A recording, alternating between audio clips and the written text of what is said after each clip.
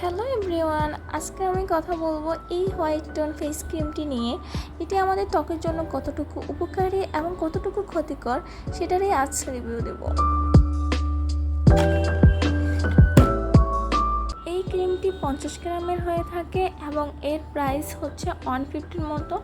যে কোনো কসমেটিক দোকানে আমরা এই ক্রিমটি ইজিলিভাবে পেয়ে যেতে পারি। এই ক্রিমটির মাঝে কিছু কেমিক্যাল ইনগ্রিডিয়েন্টস রয়েছে যেটা আমাদের ত্বকের ধরন হিসাবে ব্যবহার করা উচিত, কারণ সবার ত্বক এক হয় না। যারা এই ক্রিমটি আগেও ব্যবহার করে দেখছেন তারা ভালোভাবেই জানেন এই ক্রিমটি আমাদের ফেসের মাঝে একটা হোয়াইটেনিং লুক এনে দেয়, যেটা দেখতে অনেকটা পিঙ্কিশ টাইপের। তাছাড়া এই ক্রিমটি আমাদের স্কিনটাকে স্মুথ সফট করতে অনেক বেশি হেল্প করে থাকে। এটিকে এখন আমি আমার হাতের মাঝে সোয়াচ করে দেখাচ্ছি আপনাদেরকে। এটি যেহেতু একটি কেমিক্যাল ক্রিম, এটি অতিমাত্রায় ইউজ করলে আমাদের ফেসের জন্য ক্ষতিকারক।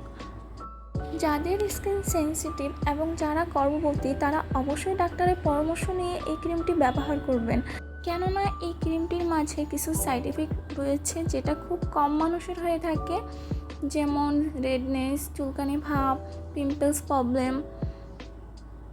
তো আপনারা আপনাদের ত্বকের ধরন হিসাবে এই ক্রিমটি ব্যবহার করবেন।